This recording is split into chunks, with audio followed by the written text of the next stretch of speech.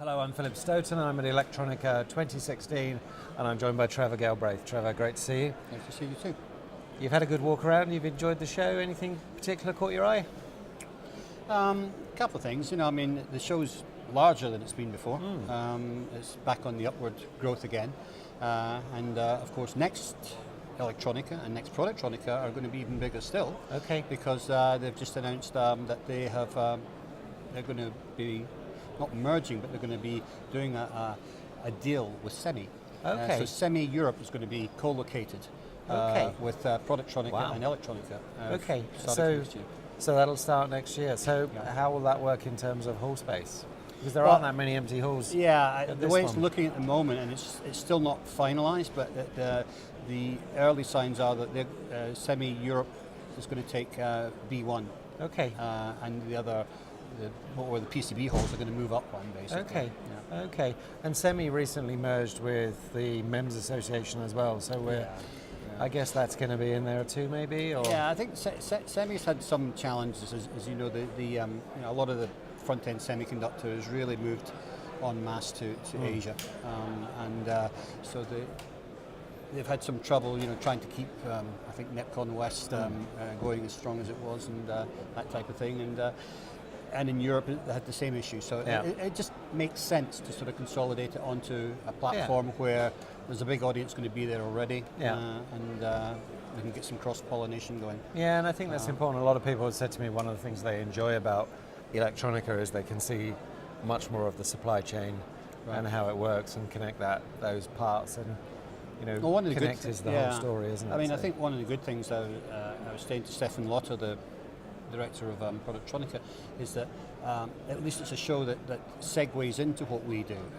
Some of the materials companies, for example, are active in the semiconductor business as well as in the production side. So it's not sort of going away off at a tangent into end applications. Absolutely, and with miniaturization, we're seeing some of the disciplines and some of the clean room activities find their way into electronic production. Right. Anyway. Yeah, some of the things I've seen at the show here, everybody seems to be doing pretty well, first of all. But as far as new things, they're all preparing for what's coming down the track with further miniaturization and 5G. 5G seems to be a big driver at the moment, so people are getting ready for that. Okay, and it's interesting to see where we are with the Industry 4.0 story. We saw lots of, I think 2 years ago there was a lot of people flying that flag on their booth. We've not seen so much of that this year, but I've talked to quite a few EMS companies and they're actually doing stuff. They've got programs underway and stuff starting to happen. I've seen some really interesting stuff. I think one of the most interesting thing I saw here at the show was actually on the Co-Young booth, and it's something they've got under development. It's not really quite there yet, I don't think.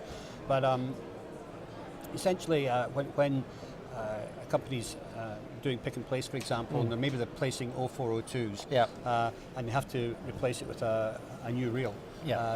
The operator doesn't know that the new reel has come from a different supplier. Right. So the actual physical dimensions of the device, the component, are slightly different. Okay. And that has needs to have an offset. So they brought out a software fix for that, basically, and they're able to really categorize every device, every component individually. And I thought that was quite exciting. Yeah, and they're closing that loop and they're getting more of that learning kind of process into there.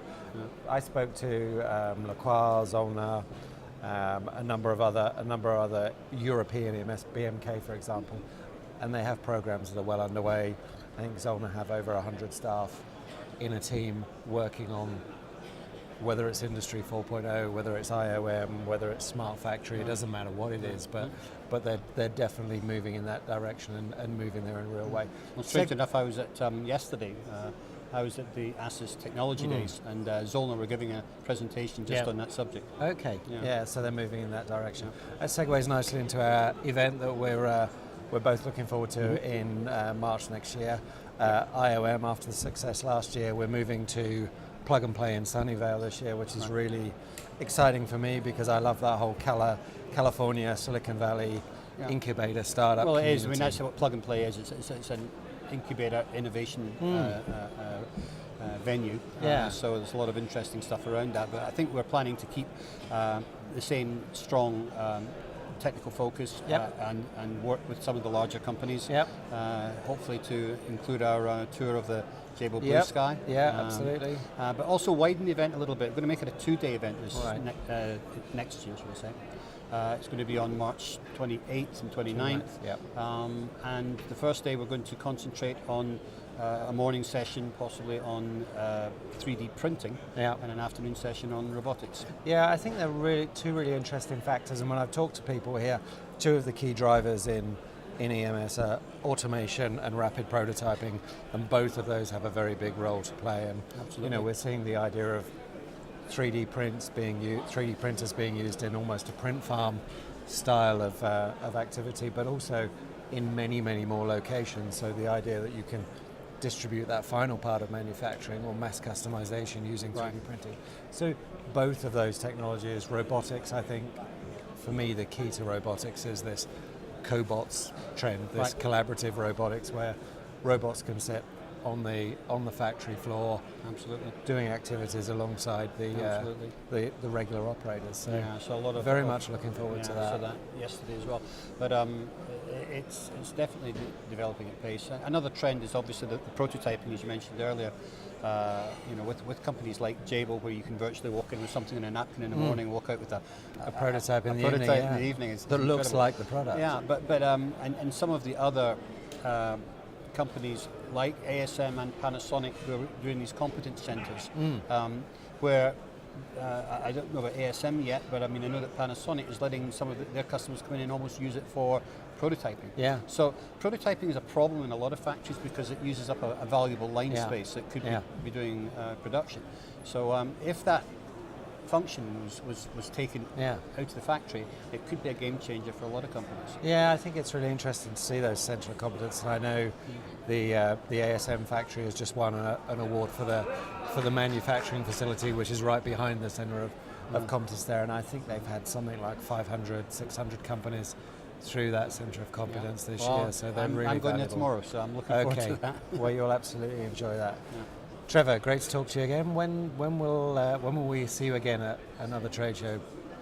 What are we? It's probably next one's going to be Apex. It's It's going to be our own. No, Apex. Yeah, it'll be Apex which is in February. Early this year, in San Diego. So back in San Diego. So look forward to that. Thanks for stopping by. Yeah, thank you. Thank you.